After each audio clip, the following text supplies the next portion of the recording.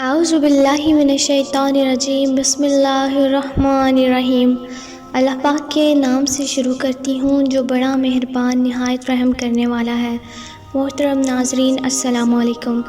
آج کی ویڈیو میں ہم واقعہ کربلا سے جڑے ایسے پرندے کے بارے میں بات کریں گے جس کے بارے میں طرح طرح کی قیاس آرائیاں سننے کو ملتی ہیں۔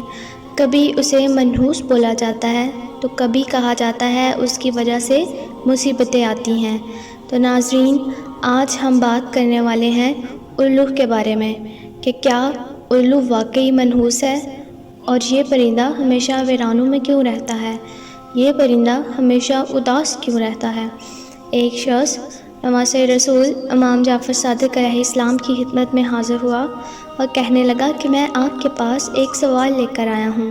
امام جعفر صادق علیہ السلام بولے، پوچھو کیا پوچھنا چاہتے ہو؟ تو وہ بولا کہ الو ہمیشہ اداس کیوں رہتا ہے، کیا یہ واقعی منحوس پرندہ ہے؟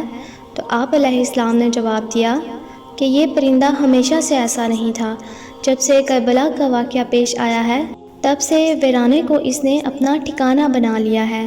جب امام حسین رضی اللہ تعالیٰ عنہ کربلا کے میدان میں موجود تھے تو یہ پرندہ 9 محرم کی رات کربلا کے میدان میں حاضر ہوا اور بولا کہ نواسہ رسول، آپ حکم کریں تو میں بھی الو کی فوج لے کر آ جاتا ہوں، ہم اس لڑائی میں آپ کا ساتھ دیں گے۔ امام حسین رضی اللہ تعالیٰ عنہ نے اس الو کو میدان کربلا سے جانے کا کہا اور بولے کہ میں اللہ کی رضا میں راضی ہوں، تم یہاں سے چلے جاؤ، کیونکہ جو کل ہونے جا رہا ہے وہ تم دیکھ نہیں پاؤ گے۔ لیکن الو نے ضد کی اور میدان کربلا سے نہ گیا۔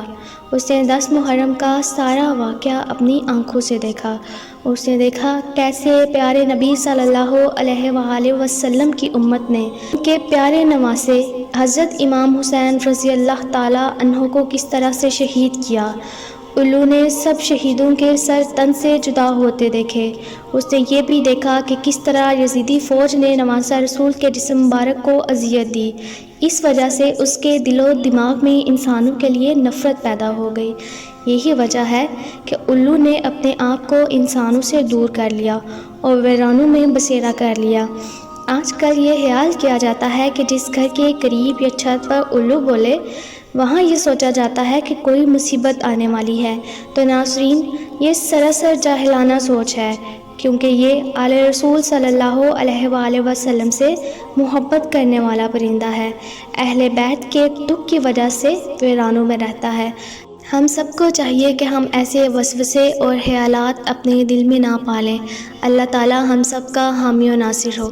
اللہ حافظ۔ السلام علیکم۔